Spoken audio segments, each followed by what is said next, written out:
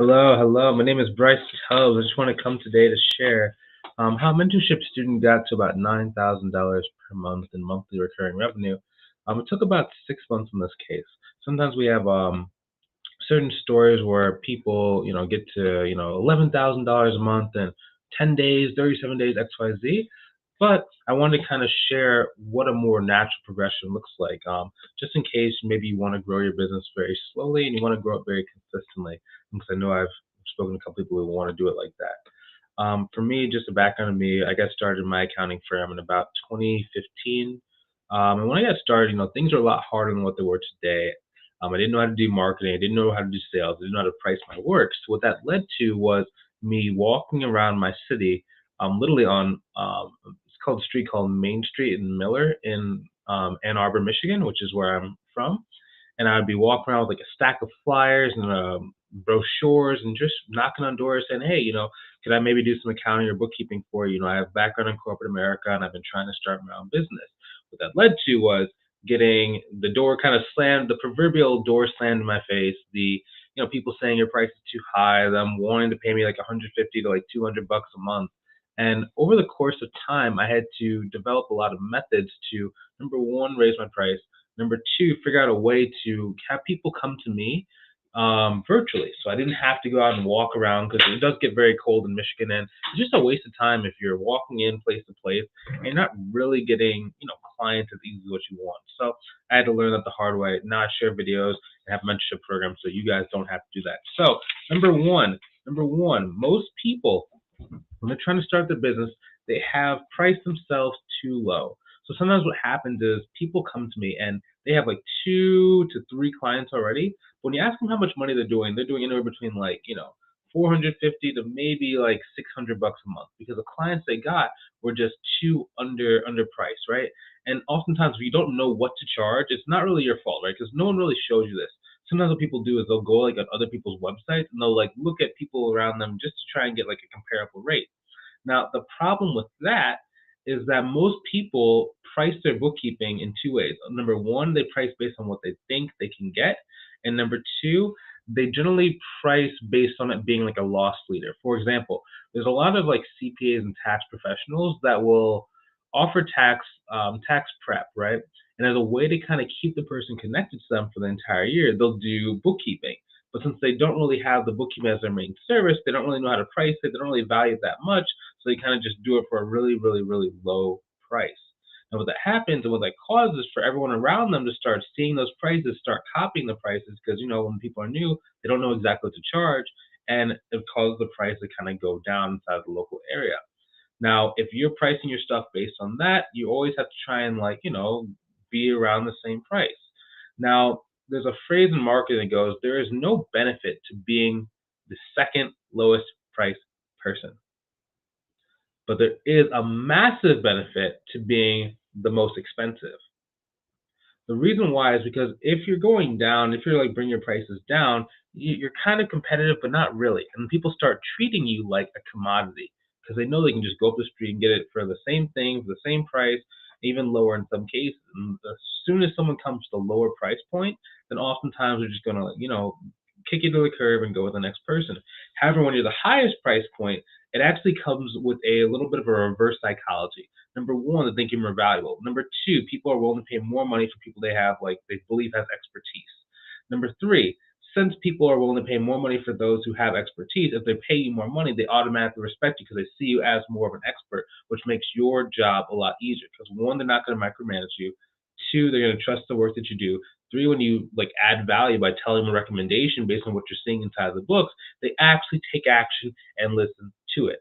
Now, let's start with raising your price and charging more. Now, generally, whenever I see someone's prices, most people can between 1.5 to 3x whatever their current prices are when they're quoting in a new client. It's just we underestimate ourselves. We don't really think we can get as much as what we can. So oftentimes, instead of charging the person, $750 a month, we go down to like $500 a month, right? So instead, just start trusting your gut. Whatever quotes you've had in the past, you can go and look at how much time it actually took you to complete your current client's books. And then you can see, okay, so what did I quote them? Now, the next time around, you should be able to go see how many hours did it take. Am I at least going and charging at least $50 per hour for the amount of hours that I'm working. Now, again, you don't necessarily need to charge hourly. You just need to know, based on the package you have, are you at least making that much money? Now, that's entry level, right? That's starter. That's like minimum. Okay, if you're trying to go and get like, $10,000, $11,000, $12,000 per month, you got to be priced at least at about $60 per hour is like what your average package price needs to break down to. 50 is going to give you, if you get 40 hours a week at $50 per hour, that's about $104,000 per year. Okay, but if you want to actually pocket that, you need to have some, spread, because there's taxes, there's different expenses. For a bookkeeping business and an accounting business, it is generally very, very low expenses and low overhead, but there still are some expenses, and taxes are going to be your biggest thing. So you should be shooting for like 60, 65 minimum for your business. Now let's assume that's gotten out of the way, okay? Next thing is, how does this person actually go and get clients, right? How do they actually go and get to $9,000 per month? When they first got started with me, the guy's name is JT, but he was at about $300 per month. He had one client that was paying him $10 per hour $30 per hour for 10 hours per month worth of work. That's $300, right? Now he had a pretty good amount of experience. He had been in business for about 2 months, and he finally got his first client. He was so happy. He finally got his first taste of income that was coming outside of his job. But I was like, dude, you got to charge way more than that. So we fixed his pricing, right? So we fixed his pricing, and he had his average package. His package was starting at $750 per month, right? Now, in order to do that, next thing we have to do is we have to go and find the people. So there's two ways that he was able to go find the people. Number one is by using LinkedIn. So on LinkedIn, there's a couple different ways they can do it. So there's something called like a LinkedIn group. So this is where a group of people are coming and they're asking questions, they're interacting with people, they are really moving and trying to interact and learn a bunch of stuff about a topic. In his case, he niched down to like the nonprofit industry. So he went on LinkedIn, he knew he wanted to go after nonprofits, he knew he wanted to go after nonprofit business owners. There's LinkedIn groups for nonprofit business owners. Now, some people might be asking, Bryce, why would I go to a LinkedIn group for nonprofit business owners when I could just go to a Facebook group for nonprofit business owners? The reason why is because on LinkedIn, if you click on someone's profile and you have a certain feature on LinkedIn turned on, you can actually see how much revenue and the size of the business the person has. So before you ever even open your mouth whether or not it even makes sense to interact with this person. If someone is, making less than 6 figures in their business and they have like no grants, no funding, no employees, they just got started a month ago, it probably is not, they're probably not going to be able to pay you $2,000, $3,000, $4,000 a month. So not to really spend as much time with that person. You might spend some time, you might interact and build for a future relationship, but ahead of time that probably is not going to turn into a $5,000 per month client. They might be a good referral partner, but at the moment you have to go in knowing that they're probably not going to be the person that can pay that much money. Okay, so that's why we're using LinkedIn groups. So inside of there, he was answering questions. And it can be any question. It can be accounting related, it can be marketing related, it can be business related, anything that you have expertise within that, either target market or demographic. Now, if you don't really have a niche, I personally like that because it spreads out the amount of people you can actually talk to. You can start building a relationship and you start building more of like a generalized expertise and a generalized knowledge around business. See, what a lot of people don't understand is, give me one second. What a lot of people don't understand is that if you're too siloed into accounting and bookkeeping and you can never really relate what you're doing to the business owner, it makes it very hard for them to, one, trust you, and two, actually take your piece of advice. For example, I had one student inside the mentorship program, and the way the business owner had written a check out just didn't really make sense to the bookkeeper. And she was like, you need to actually go and like void that check and then rewrite it out the correct way. And I was like, it was like a $5,000 check. It's like the business owner, if I hadn't told her, dude, don't say that, just figure it out. You have to figure it out. This is part of your job.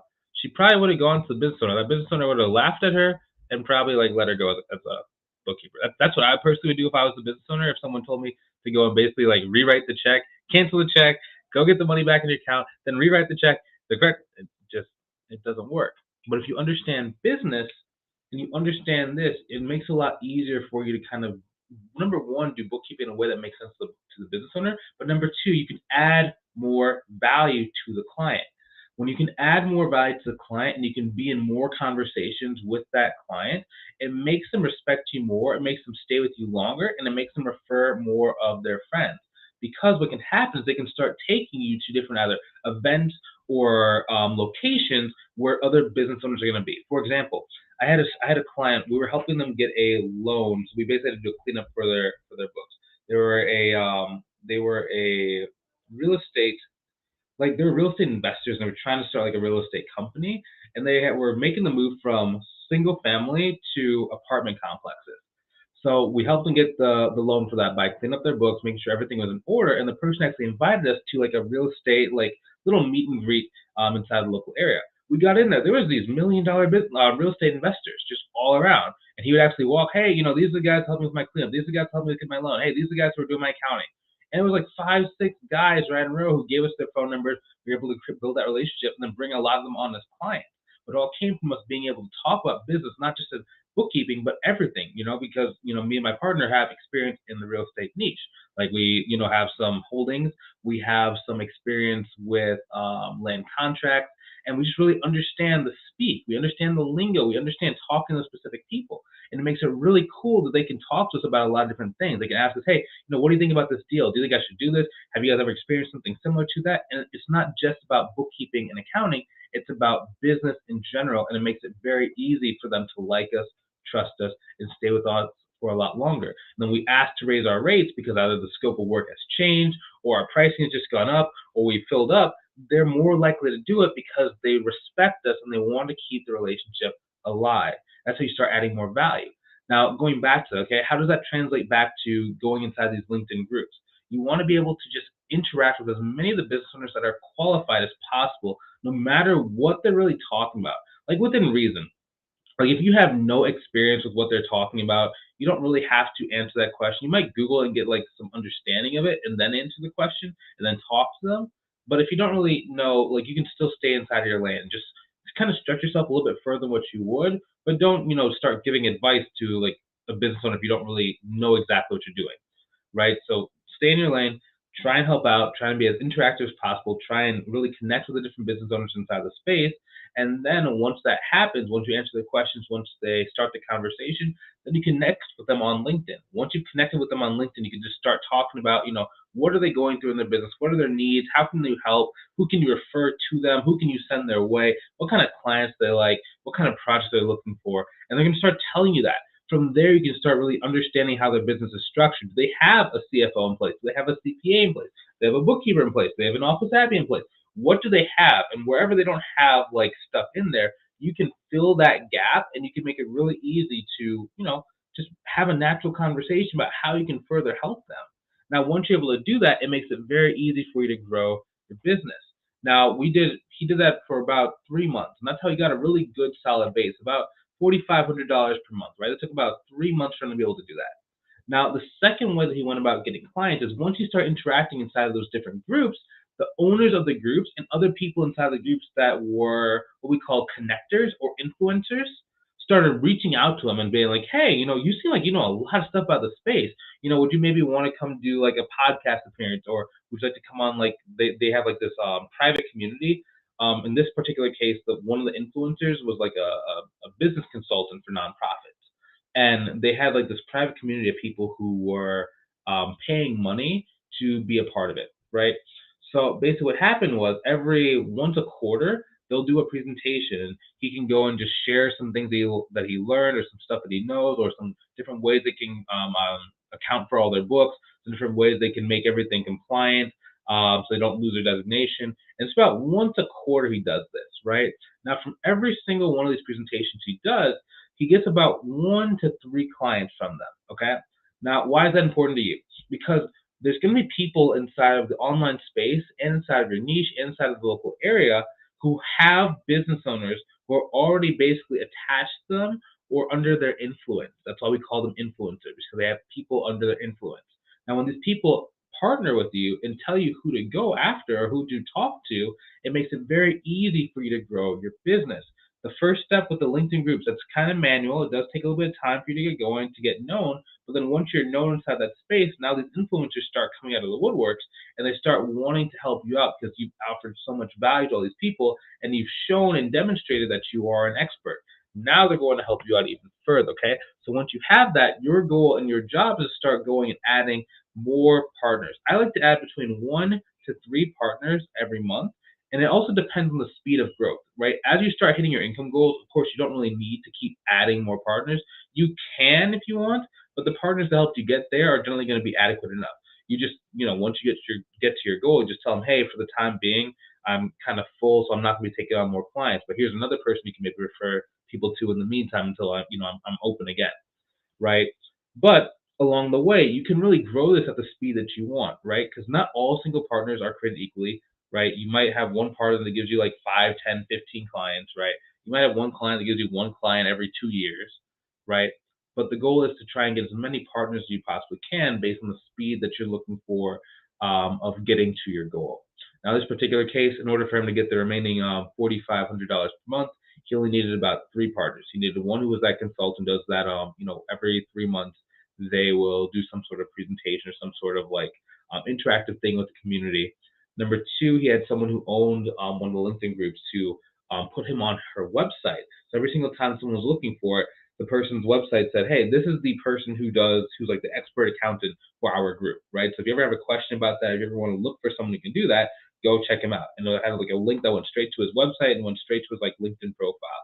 And that brings in a pretty good amount of traffic. Then the third one is just someone inside the local area that knew a lot of like nonprofit business owners. Because I think I can't remember if the person owned a networking group or if they were just really deeply entrenched in the networking scene that caused them to know a lot of people, and they would just like be giving clients to them. So they probably sent about like I think five consultation calls every 6 months. Sorry, no, every 60 days. It was some like really good number. And then he was able to fill up his practice. Now it doesn't take a million clients, right? Sometimes I do speak in these like large numbers of like, you need 10 different partners. But when you're really getting it down and when you really know what you're doing, you need less and less. I'm just speaking to someone like, maybe if you've never gotten a partner before, you're going to need to get a lot more partners because maybe you just don't know exactly what to look for. Now, if you want to go and short circuit all this stuff, like and not have to try and figure this stuff out yourself, I just invite you to go ahead and click on the link either above or below the video to book a call with me to see if I can help you out. Okay, inside of our private mentorship, we've taken a lot of people, about over 150 people inside the mentorship program to date who have been able to go from 0 to their revenue goal. So we'd love to be able to take you to that level. If that makes sense, I'd love to see you inside the mentorship program. You can click the link either above or below the video to book a call with me to see if I can help you out. I'll talk to you soon, and I will see you later, ending the stream in 3, 2, and